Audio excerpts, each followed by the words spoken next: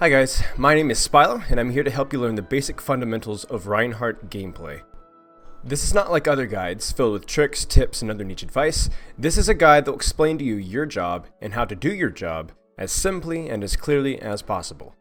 To play Reinhardt properly, we need to understand his three fundamental jobs in the game, listed in order of priority. 1. Defend your team. 2. Create space for your team. 3. Punish enemies. To execute these three roles, you need to develop three fundamental abilities. These are 1. Awareness, 2. Timing, 3. Communication. First off, let's talk about awareness. Awareness is important because it is the key point that dictates where a Reinhardt should be positioned. We need to ask ourselves three questions to improve our awareness. Where is the biggest threat? Where is my team? And what brings the most value to my team? Okay, so let's go a little bit more in depth into what it means to have awareness. And we're going to skip ahead on this mid-tier Reinhardt play. I'm going to turn this down just a little bit. And we're going to talk specifically about where awareness is used in this clip. Now, what I'm going to do is I'm going to play this clip 3 times through. One, we're going to talk about awareness. One, we're going to talk about timing. And one, we're going to talk about communication and how it was used or could be used in these situations. Okay, so keep in mind, a lot of what I'm saying here is not what is being done right, but about what would be appropriate to do in this situation. I'm going to try and use this workspace drawing tool as well. So our 145 in, the control point is unlocked. We have captured the control point, and immediately this is where awareness is key. So we're going to go back just a little bit because we immediately see that the enemy team is coming through here. Okay, so they're coming through this choke right here, and we need to shield our team from any damage, or at least create space for our team to be able to punish this positioning from the enemy team right here. Alright, so we're going to step forward. We know right here that this is nothing that can really one-shot us. We have a Torbjorn, a Lucio, and a Moira, it looks like. Okay, a Genji. So this is something that is not a huge threat to us. However, the second that we take any significant damage after a swing, we shield. This is awareness. So I need to ask myself my question here. What is bringing the most value to my team? Where is my team? And where's the source of the most damage? The source of the most damage right here is right in front of me. So I need to be shielding my team off as close as possible to the source so that my team can push in and punish the team, which is what we're doing right here.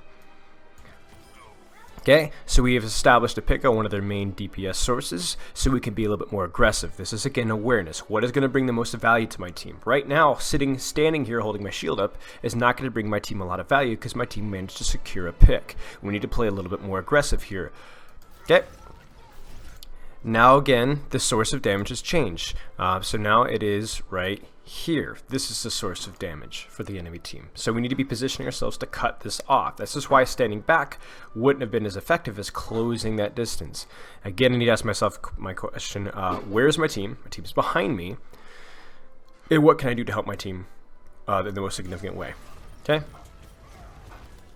Okay, so right now we know we have a Lucio and an Ana here. The highest damage potential is the D.Va, so my job is to handle the D.Va as fast as possible. Okay, this is the biggest source of damage. This is could kill my supports, it could harass my DPS. I'm going to finish this person off, or at least send them off. Okay, now my job as Reinhardt is to not chase that down. I do not have the mobility that she does, so I need to go locate my team and put myself in between my team and the enemy team as fast as possible. Now, this is not optimal positioning for my team. They should not have pushed this far forward. So what I'm going to do, though, is not let them die, is I'm going to push forward and support them while I can. In optimal, in an environment of like comp, I would be communicating through voice comms, asking them to pull back and play with their tank. However, I don't have voice comms right now. This is just a quick play around. However, what I'm going to do, is do the second best thing and position myself to support my team. This is the source of the highest damage. There's no point shielding against a Genji at point blank range. Instead, I'm going to swing my shield and help kill him off. Okay, so now we disengage. I have Earth Shatter. I'm going to be looking for an opportunity to be using that. Okay, our D.Va overextended and got picked. Now my supports are trying to disengage away from the enemy team. Now my job is to facilitate their disengage procedure. So again, I'm going to position myself in front of the enemy team and shield so that my supports can run back, at which point I will disengage as well. In most circumstances, however, something funny here happens. I throw a fire strike, and my Ana decides it's a good time to nano boost me, which is, I don't think it's a good idea, but I'm not going to waste a nano boost, so I'm going to turn my aggressive mode on, and I'm going to see what I can secure with this. So right now, we've secured a Diva pick, we've secured a Pharah pick, so my most value to my team is going to be through securing one more pick or two more pick or buying space with this ult.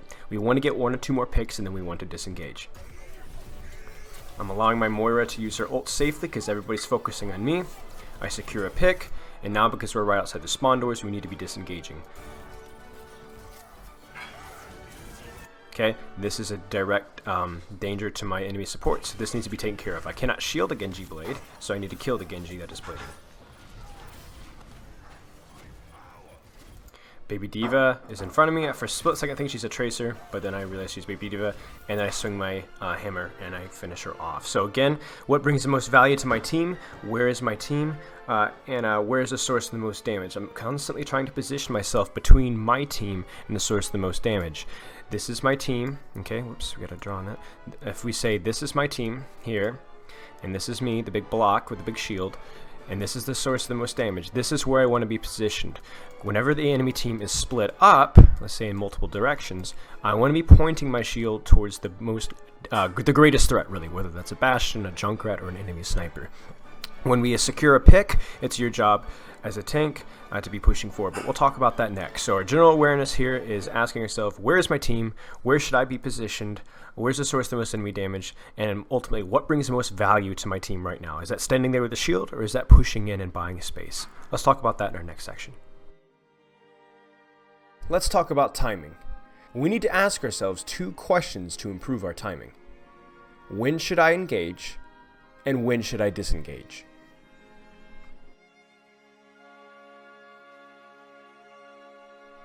Okay, so we're going to look back at this clip and talk about the second section, and that's timing.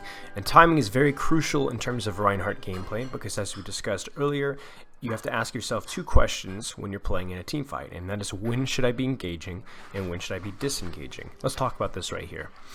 Our team is ready to push up. The enemy team is looking to claim the point. We need to push them back. So my job as a Reinhardt, again, is to position myself, and so I'm going to be engaging at this point. I engage forward, I place my shield, and do as follows. Now, my pick is secured, so now I really need to be engaging. The tank should always be leading this push, so I need to make sure that I am pushing myself, continuing that push between me and the enemy team. Timing here, engagement. I know that I have a free charge onto the Diva, so I should be looking to engage this as fast as possible.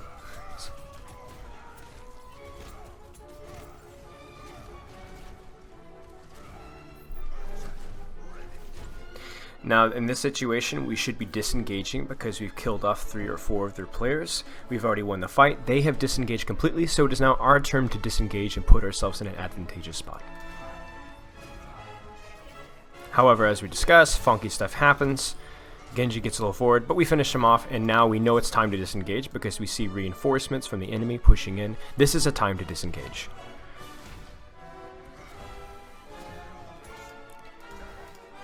Alright, so timing wise, this was not optimal because the enemy team had secured a pick on their Diva, so we should have fallen back. However, in this situations, you sometimes have to change up the philosophy that you follow as a Reinhardt in order to do what's best for your team. In this situation, engagement became the best decision because we had killed an enemy team member and we had committed an ultimate to me. So it was my job to make sure that this ultimate found value.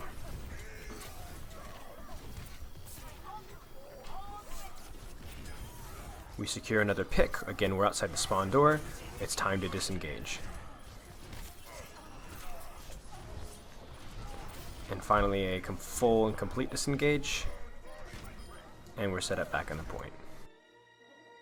Lastly, let's talk about communication.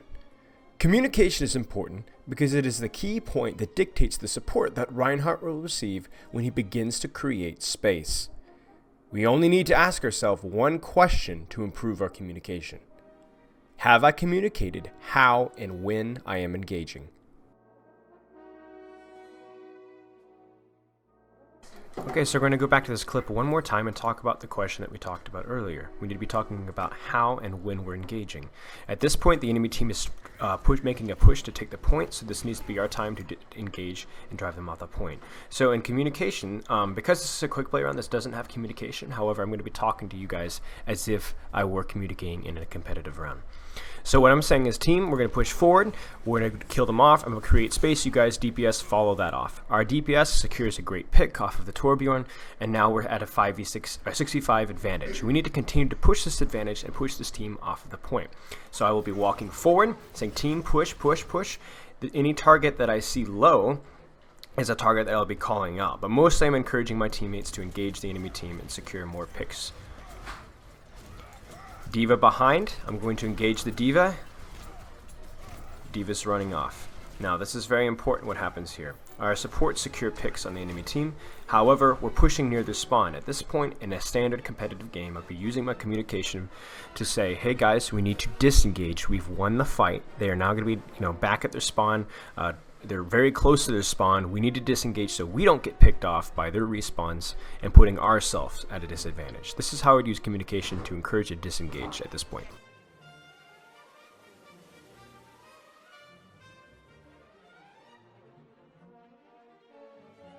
Remember, disengaging is not just when you win or lose fights, but it's also when you win fights and you want to regroup.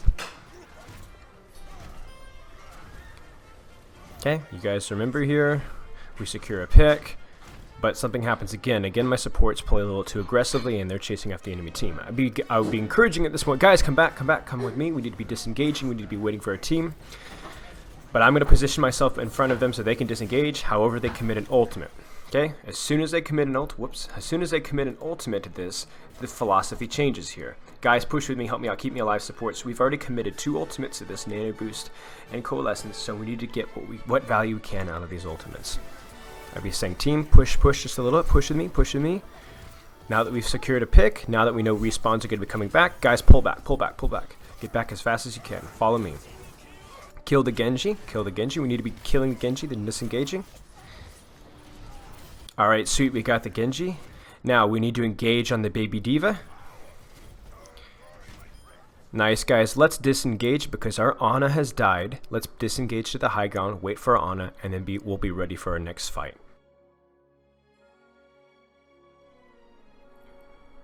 Okay, so we're going to do a quick review of his Silver and Reinhardt footage that was sent in to me. We're going to be applying our awareness, timing, and communication criteria when analyzing his gameplay. A quick thought on his communication. I'm going to be communicating kind of for him in a sense because his mic did not pick up his voice, or his recording didn't pick up his mic rather. So we're just going to basically pretend as if this is how he's communicating. So we're positioned well now. Our awareness should be to be looking for where the enemy team is and positioning ourselves between the source of the greatest damage and our team as well. Okay, so we've secured a pick on the D.Va. We need to be communicating to our team. Guys, let's play a little bit more aggressive. Let's push forward. My shield's low, but let's push. The Reinhardt's overextended. Okay, now it's a 4v6, so we need to be aware of this. And we need to be asking ourselves, what can I bring in terms of value to my team? Right now, we're not getting any value out of this, and we're not positioning ourselves between the source of the highest damage and our team. If we look, all of our team is in front of us, and we're shielding nobody. We need to be, again, asking ourselves, where's the damage from the enemy team? Where's my team? I'll position myself between it. And optimally, at this point, now that we've secured 4 picks, I'm just going to kill somebody. I'm going to be looking, and right now we're just not doing that. Right now we're contributing nothing. So we're going to push back forward. I would still be saying, hey guys, can we punish this? We secure a kill on the Ana. Our Winston's forward. We're going to let him buy some space for our team because he is a tank as well. We're going to throw a fire strike, and then we're going to disengage. Guys, pull back. Genji, pull back. We're back. They've respawned. We need to be careful now. Even though we've secured a kill in the Junkrat, we need to be careful. Okay, so now look what's happened. Our Genji's push forward. Our Winston's push forward. They're engaging. So 1, we need to go, guys, we need to pull back. Or 2, we need to push forward and completely de-mech this D.Va. Again, this is all coming to communication, positioning, awareness. Right now, the source of damages are going to be respawning, and we need to be aware of where they are at as soon as possible. We notice that there's a soldier through here. Right now, I'd be communicating to your team, hey guys, we need to be disengaging, and then positioning ourselves as that our team disengages so that we are blocking that damage. There's soldiers high ground, we need to disengage. This is a good decision. However, I noticed that we're disengaging in front of our Zen or behind our Zen, which is not optimal. We should have positioned ourselves in front of our Zenyatta so that he could safely disengage. Right now, he's in a direct line of fire, which is very dangerous. Okay, I'll play. Okay, and Mercy goes for a very dangerous res. We need to be unshielding, walking forward, and holding our shield to protect her. The greatest value for your team was protecting your Mercy. It's one of the best things that you can do, and you did not protect your Mercy. You did not position yourself between the highest source of damage in your team, and you're lucky that your Mercy didn't die.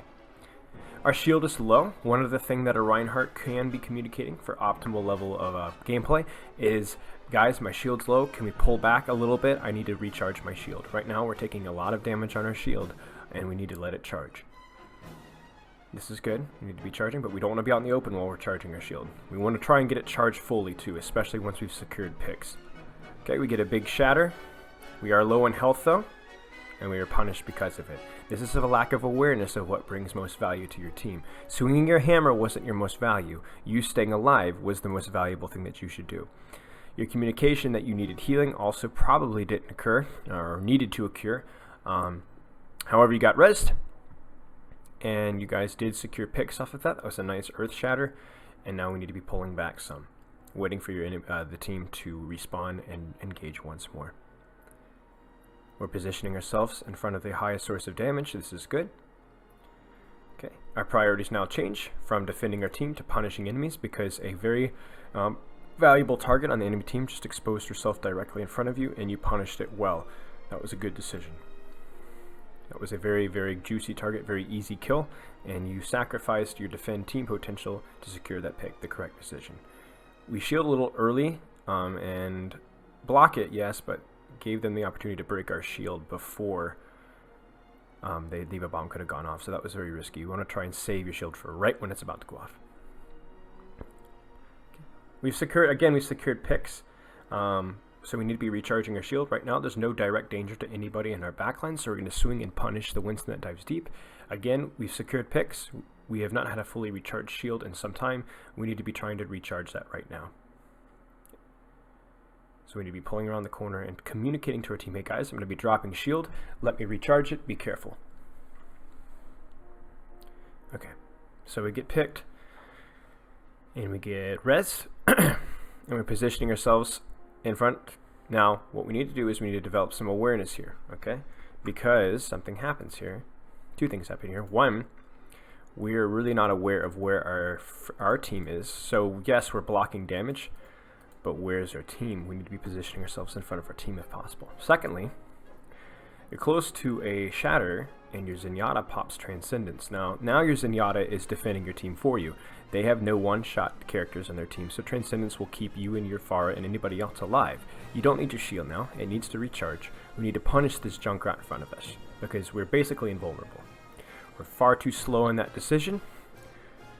We get purpled, and then we have to end up shielding again before our shield is recharged. So what if optimally happened is we swing our hammer, we kill the Junkrat, and during that time our shield is recharged to 1000.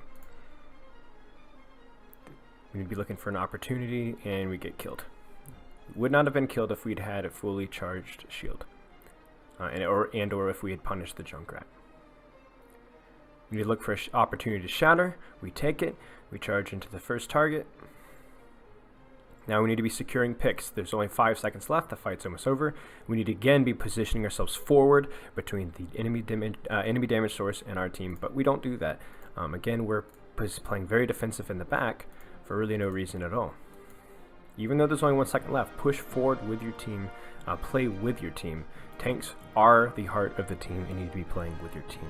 Work on your awareness, work on your timing, work on your communication if you wish to climb. Okay, next we're going to talk about a couple nuggets that might help you with your Reinhardt gameplay. First is learning how to initiate using shield bouncing and not charging. As a general rule, you never want to initiate a push with a charge, even if you've communicated that to your team. Charging puts you in an extremely vulnerable position. You're not really protecting your team while you're charging, and you're very, very unlikely, that you'll be able to punish an enemy with a charge unless they're simply not paying attention. It's better to use something called a shield bounce. Now, I have really high ping because I'm uploading a YouTube video right now, but I'm going to still show you what this is. Instead of just simply walking forward with your shield, so you're moving slowly and your shield gets busted very fast, instead, you shield, unshield, jump, shield.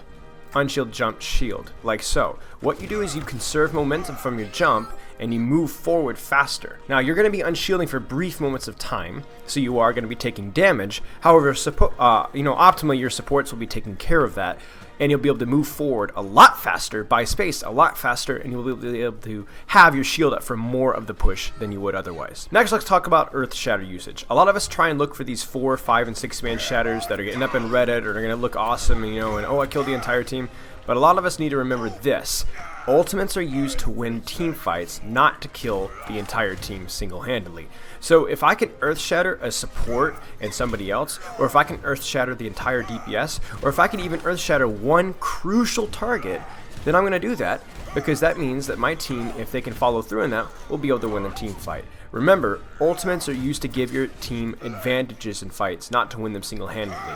If you're holding on to an Earth Shatter for a long period of time because you're waiting for an opportunity to shatter the whole team, you're kind of wasting that Earth Shatter.